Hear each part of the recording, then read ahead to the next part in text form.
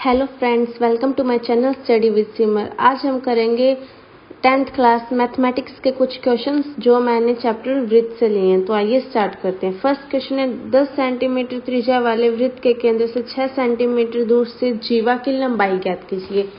ये एक वृत्त है और इसमें दिया हुआ है कि वृत्त के केंद्र से 6 सेंटीमीटर दूर जीवा है, यानी ए बी मैंने इसमें जीवा ली है ये वाली, और ये जो है इसकी लंबाई है 6 सेंटीमीटर और त्रिज्या मेरे को दी हुई है 10 सेंटीमीटर। तो मेरे को जीवा की लंबाई ज्ञात करनी है। ये मैंने क्वेश्चन आपको पहले भी करवाया हुआ है।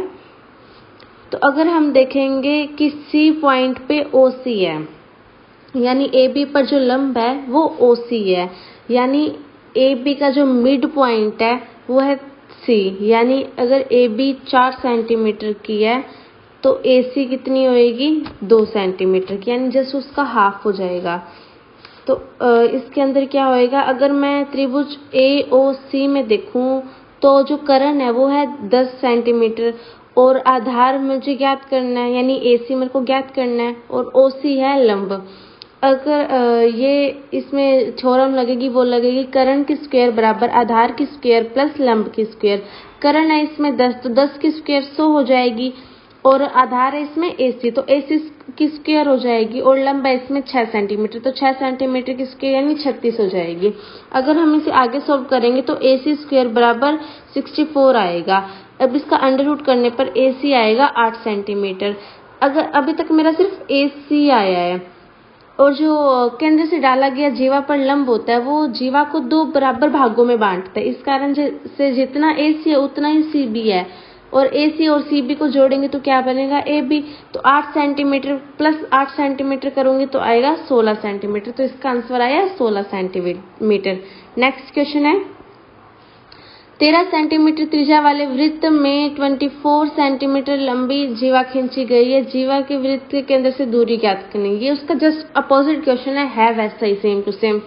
यहाँ पे वृत्त है, वृत्त की मैंने त्रिज्या बना लिया है 13 सेंटीमीटर और जो वृत्त में 24 सेंटीमीटर की जीवा खींची गई है। जीवा भी बना लिया 24 सेंटीमीटर की, यानी ए बी है इसमें 24 सेंटीमीटर तो ए सी उसका आधा हो जाएगा, यानी ए सी 12 सेंटीमीटर हो जाएगा और मेरे को ओ सी की लंबाई ज्ञात करनी है। तो इसमें भी वही फॉर्मूला लगेगा, कर्ण की स्क्वायर बराबर आधार की स्क्वायर प्लस लंब की स्क्वायर। तो मेरे पास कर्ण है इसमें 13, यानी जो त्रिज्या है वो है 13 और आधार है इसमें 12, यानी 24 था, 24 का मैं आधा करूंगी तो ही AC निकल पाएगा तो आ जाएगा 12 की स्क्वायर। और लंब यानी मेरे को OC ज्ञात करना है, यानी OC की स्क्वायर मैं यहाँ पे लिख सकती हूँ। इसे आगे सॉल्व करने पर मेरा आएगा OC की स्क्वायर बराबर 25। अब 25 किसका वर्गमूल होता है 5 का होता है तो मेरा OC आ गया 5 सेंटीमीटर। नेक्स्ट क्वेश्चन है, लघु चाप का डिग्री माप कितना होता है। ऑप्शन दिए हुए हैं 180 डिग्री से कम, 180 डिग्री से अधिक, 360 डिग्री और 90 डिग्री। तो इसका जो आंसर आएगा लघु चाप का जो डिग्री माप होता है वो होता है 180 डिग्री से कम। इसका जो ए ऑप्शन है वो एकदम सही है।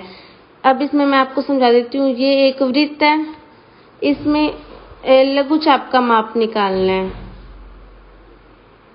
लघु चाप तभी बन पाएगा जैसे ये इसमें 180 डिग्री का एंगल है, अगर मैं इसे थोड़ा सा भी कम कर दूंगी यानी यहाँ ले आऊंगी तो ये 180 डिग्री से कम का एंगल हो गया, तो यानी ये जो चाप बनेगा वो होगा लघु चाप और जो बचा हुआ चाप है यानी जो ये वाला चाप है वो हो जाएगा दीर्घ चाप। नेक्स्ट क्वेश्चन है, दीर्घ चाप का डिग्री माप कितना होगा। ऑप्शन सेम ही दिया हुआ है, 180 डिग्री से कम, 180 डिग्री से अधिक, 360 डिग्री और 90 डिग्री। तो जो इसका बी ऑप्शन है वो एकदम सही आंसर है, 180 डिग्री से कम। जो दीर्घ चाप है उसका जो डिग्री माप होता है वो 180 डिग्री से अधिक होता है। ये वृत्त है, अब ये 180 डिग्री का एंगल है, यानी इसमें जो 180 डिग्री का एंगल है वो वृत्त को 2 बराबर भागों में बांटता है, यानी अर्धवृत्त बनाता है। अगर मैं उससे थोड़ा सा ज्यादा कर दूं, यानी मैं यहाँ कर दूं तो जो ये वाला बन जाएगा चाप जिस पे मैं बार बार आउटलाइन कर रही हूँ वो हो जाएगा दीर्घ चाप। और जो बचा हुआ है यानी ये वाला है वो हो जाएगा लघुचाप। नेक्स्ट क्वेश्चन है, एक वृत्त में केंद्र से समान दूरी पर स्थित जीवाएं एक दूसरे से होती है। ये इसमें आ जाएगा आंसर डी बराबर। जो केंद्र से समान दूरी पर स्थित जो जीवाएं होंगी वो बराबर होंगी। ये मैं आपको समझा देती हूँ। ये वृत्त है, एक जीवा यहाँ है, एक जीवा यहाँ स्थित है और ये वृत्त का केंद्र है। यहाँ से भी ये मान लो 6 सेंटीमीटर की, एक एग्जाम्पल ले रही हूँ, और यहाँ से भी ये 6 सेंटीमीटर की है। ये जो बराबर भागों में बांटते हैं, ये सिर्फ बराबर दूरी पर होएगी तो वो जो जीवा होगी वो भी बराबर ही होंगी। इस कारण से इसका आंसर आ रहा है बराबर। नेक्स्ट क्वेश्चन है, एक वृत्त के किसी चाप का डिग्री माप 180 है तो वह चाप कौन सा है? तो इसका आंसर है अर्धवृत्त। मैंने आपको पहले भी बता दिया था, ये एक वृत्त है, इलिप्स बन गया मुझसे, ये एक वृत्त है। अब ये 180 डिग्री से इसे काट दिया है तो जो ऊपर वाला भाग है वो भी ना तो लघु चाप है ना ही दीर्घ चाप है, और जो नीचे वाला भाग है वो भी ना ही लघु चाप है ना ही दीर्घ चाप है। वृत्त को दो बराबर भागों में बांटा है, इस कारण से ये अर्धवृत्त बना। जो ऊपर वाला भाग है वो भी अर्धवृत्त है और जो नीचे वाला भाग है वो भी अर्धवृत्त है। नेक्स्ट क्वेश्चन है, 3 संरेख बिंदुओं से गुजरने वाले वृत्त की संख्या ज्ञात कीजिए। संरेख बिंदु का मतलब होता है एक ही रेखा में। ये एक रेखा में मैंने 3 बिंदु खींच दिए हैं। अब इन तीनों बिंदु से गुजरने वाले वृत्तों की संख्या बतानी है। अगर मैं एक वृत्त बना रही हूँ यहाँ, तो ये एक से गुजर नहीं पा रहा है, मतलब सिर्फ ये 2 बिंदुओं से गुजर पा रहा है। अगर मैं यहाँ पे बनाने का ट्राई करूंगी, ये वृत्त भी सिर्फ 2 बिंदुओं से गुजर पा रहा है, तीसरे बिंदु से नहीं गुजर पा रहा।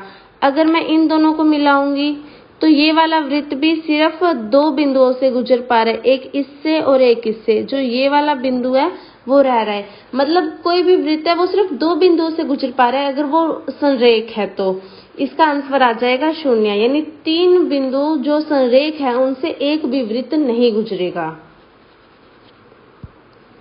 फिर नेक्स्ट क्वेश्चन आता है, यदि किसी वृत्त का चाप AB बराबर चाप BA है तो वह चाप हो।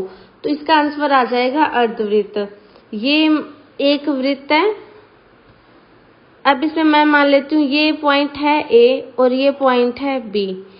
तो इन्होंने बोला चाप AB बराबर हो जाएगा चाप BA के। ये तो तभी संभव है जब 180 डिग्री का कोण हो, लेकिन अगर लघु चाप या दीर्घ चाप होएगा तो वो कभी बराबर हो ही नहीं पाएगा। इस कारण से इसका आंसर आ जाएगा अर्धवृत्त।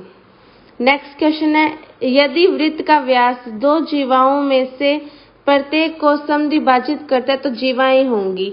ये मैं आपको बना के दिखाती हूँ, इसका आंसर आपको खुद ही पता लग जाएगा। ये एक वृत्त है, ये वृत्त का व्यास है, एक जीवा यहाँ स्थित है, एक जीवा यहाँ स्थित है। ये इन्होंने कहा है कि इस बराबर भागों में बांटता है दोनों जीवाओं को, तो वो जीवाएं क्या होंगी? तो इसका आंसर आएगा वो जीवाएं एक दूसरे के समांतर होंगी। यहाँ पे भी जीवाएं एक दूसरे के पैरेलल चल रही हैं। नेक्स्ट क्वेश्चन है हमारा 10th क्वेश्चन, यदि किसी वृत्त का AD एक व्यास है और AB जीवा है, यदि AD 34 सेंटीमीटर है और AB 30 सेंटीमीटर है तो वृत्त के केंद्र से AB की दूरी ज्ञात करनी। ऑप्शंस भी दिए हुए हैं हमें। सबसे पहले हम इसका डायग्राम बनाएंगे तो हमें अच्छे से समझ आ जाएगा। मैंने वृत्त बना लिया, उसके बाद में AD इसमें व्यास है और इन्होंने बोला है कि AD की जो लंबाई है वो 34 सेंटीमीटर, यानी जो त्रिज्या हो जाएगी वो व्यास की आधी होगी, यानी 17 सेंटीमीटर। और इन्होंने आगे बोला है कि AB एक जीवा है, तो मैंने यहाँ से AB एक जीवा खींच लिया है। और इसमें आगे दिया हुआ है कि जो AB है वो 30 सेंटीमीटर है, और अगर मैं इससे लंब O से AB पर मैं लंब डालूंगी तो वो उसे AB को बराबर भागों में बांटेगा। मैंने OD लंब डाला है AB पर, यानी AB अगर 30 सेंटीमीटर है तो AD उसका आधा हो जाएगा, यानी AD हो जाएगा मेरा 15 सेंटीमीटर। अब मुझे OD ज्ञात करना है कि OD कितना है। तो इसमें भी सेम ही क्वेश्चन आएंगे कि कर्ण की स्क्वायर बराबर आधार की स्क्वायर प्लस लंब की स्क्वायर, ये मैंने त्रिभुज ए और डी लिया है। फिर यहाँ पे मेरे को कर्ण दिया हुआ है 17 सेंटीमीटर। अब कई बच्चे कंफ्यूज हो जाते हैं कि कर्ण होता क्या है। ये एक 90 डिग्री का एंगल मान लो यहाँ है, तो 90 डिग्री के एंगल के जो सामने वाला हो जाएगा वो होगा कर्ण, यानी इसमें ये वाला जो है ये कर्ण है। अगर इसमें यही चीज ऐसे बनाई हुई है कि ये वाली 90 डिग्री का एंगल है, तो इस 90 डिग्री के एंगल के जो सामने वाला होगा यानी ये हो जाएगा इसका कर्ण। तो अब से कर्ण में आप कंफ्यूज नहीं होंगे कि कर्ण क्या होता है, आधार क्या होता है और लंब क्या होता है। कर्ण हो जाएगा 17 डिग्री और आधार है मेरा 15 डिग्री और लंब यानी कि मेरे को ओडी ज्ञात करना है। अब मैं इसे आगे सोल्व करूंगी, यानी 17 की स्क्वायर करूंगी और माइनस में 15 की स्क्वायर करूंगी, तो मेरा आएगा ओडी स्क्वायर बराबर 64। अब 64 किसका वर्गमूल होता है, वो होता है 8 का। तो ओडी का मेरा जो आंसर आएगा वो आएगा 8 सेंटीमीटर। नेक्स्ट क्वेश्चन है मेरा, आकृति में यदि एंगल ए बी सी बराबर 20 डिग्री है और कोण ए ओ सी ज्ञात कीजिए। ये आप आकृति देख लीजिए, इसमें एंगल ए बी सी है वो 20 डिग्री है, मेरे को ए ओ सी ज्ञात करना है। तो आपको ये पता होगा ए की चाप द्वारा केंद्र पर बना कोण शेष परिधि पर बने कोण का दुगना होता है, यानी ये चाप AC का इस्तेमाल किया हुआ है। इसी से ही परिधि पर कोण बनाया और इसी से ही केंद्र पे कोण बनाया है। जो परिधि पर कोण बनाया मैं उसका दुगना कर दूंगी, यानी अगर परिधि पे कोण बना हुआ है 20 डिग्री तो उसका दुगना करूंगी 40 डिग्री हो जाएगा, यानी जो केंद्र पे जो कोण बनेगा वो हो जाएगा 40 डिग्री। यदि परिधि पे जो कोण बना हुआ है वो 50 डिग्री का है तो फिर केंद्र पे जो कोण बनेगा वो हो जाएगा 100 डिग्री का, मतलब जस्ट उसका दुगना कर देना है मैंने। केंद्र वाला कोण दुगना होएगा और परिधि वाला कोण केंद्र के कोण का आधा हो जाता है। नेक्स्ट क्वेश्चन है, आकृति में यदि AOB वृत्त का एक व्यास है और AC बराबर BC है तो कोण CAB ज्ञात करना है। यहाँ पे मेरे को दिया हुआ है AC BC के बराबर है और AOB वृत्त का व्यास है, यानी ये दोनों एक दूसरे के बराबर हैं। तो फिर जो अर्धवृत्त में बना हुआ कोण होता है वो हमेशा 90 डिग्री का होता है। जैसे ये एक वृत्त है, ये हो जाएगा इसका अर्धवृत्त। अर्धवृत्त पे जैसे मैं कोई भी कोण खींचूंगी वो हमेशा 90 डिग्री हो, चाहे मैं ये वाला कोण खींचूं, चाहे ये वाला कोण हो, चाहे ये वाला कोण हो, जो अर्धवृत्त पे कोण बनेगा वो हमेशा ही 90 डिग्री का हो जाएगा। तो फिर ये वाला जो मेरा कोण हो जाएगा वो हो जाएगा 90 डिग्री का, यानी जो शेष बचे हुए कोण है यानी ये वाला कोण और ये वाला कोण, इन दोनों कोणों को मैं जोड़ूंगी तो वो भी 90 डिग्री के बराबर हो जाएंगे, क्योंकि तीनों कोणों का योग 180 डिग्री का होता है। तो एक कोण यदि 90 डिग्री है तो बचे हुए जो दो कोण है उन दोनों का भी योग 180 डिग्री हो जाएगा। और इन्होंने मेरे को बताया कि जो AC है वो BC के बराबर है, यानी जो कोण BAC है वो बराबर हो जाएगा कोण ABC के। इस हिसाब से मैं निकाल लूंगी कि दो कोण CAB है वो 90 डिग्री के बराबर है, तो कोण CAB हो जाएगा 45 डिग्री। तो इसका राइट आंसर है 45 डिग्री। नेक्स्ट क्वेश्चन है हमारा, आकृति में यदि कोण OAB 40 डिग्री है तो कोण ACB हमें ज्ञात करना है। ऑप्शंस दिए हुए हैं हमें कोण OAB दिया हुआ है और हमें कोण ACB यानी ये वाला कोण ज्ञात करना है। यदि हम इसमें देखें तो AO और OB एक त्रिज्या है, यानी ये दोनों बराबर हैं, इस कारण से ये वाला कोण और ये वाला कोण एक दूसरे के बराबर होगा। ये बन नहीं पा रहा है ढंग से, ये वाला कोण एक दूसरे के बराबर हो जाएगा। अगर ये वाला कोण 40 डिग्री का है तो कोण OBAB 40 डिग्री का ही होगा। अब तीनों कोणों का योग अगर हम त्रिभुज OAB में देखें तो तीनों कोणों का योग क्या होगा 180 डिग्री।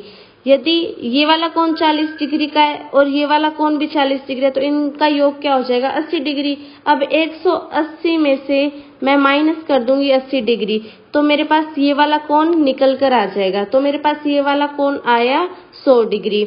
मैंने आपको पहले भी बताया था कि ये A की चाप द्वारा बना हुआ कोण है, यानी AB चाप द्वारा ही ये वाला कोण बना है और ये वाला कोण बना है। एक तो शेष परिधि पर बना है और एक वृत्त के केंद्र पर बना है। तो जो शेष परिधि पर कोण बना है वो वृत्त के केंद्र के कोण का आधा हो जाएगा। अब ये वाला कोण मेरे को दिया हुआ है कि ये 100 डिग्री है, तो फिर ये वाला कोण मैं आधा कर दूंगी यानी 50 डिग्री हो जाएगा। तो इसका राइट आंसर है 50 डिग्री। अब मैंने सारे क्वेश्चंस करवा दिए। अब आपके लिए एक क्वेश्चन, इसका आंसर आप मुझे कमेंट बॉक्स में दीजिए। आकृति में कोण AOB 90 डिग्री और कोण ABC 30 डिग्री है, तो आपको कोण CAO ज्ञात करना है। मैं इसमें आपको थोड़ा सा समझा देती हूँ। जो AO है और BO है वो त्रिज्या है, यानी ये वाला कोण इस वाले कोण के बराबर हो जाएगा। अब मैंने आपको एक हिंट दे दिया, अब इसके बाद में आप खुद कर सकते हैं कि ये कैसे करना है। बने रहिए हमारे साथ। देखने के लिए धन्यवाद। इसे लाइक, शेयर और कमेंट करना न भूलें। अगर आपने इसकी पिछली वीडियो नहीं देखी है तो उसका लिंक डिस्क्रिप्शन बॉक्स में दिया हुआ, आप वहां से जाके देख सकते हैं। Thank you.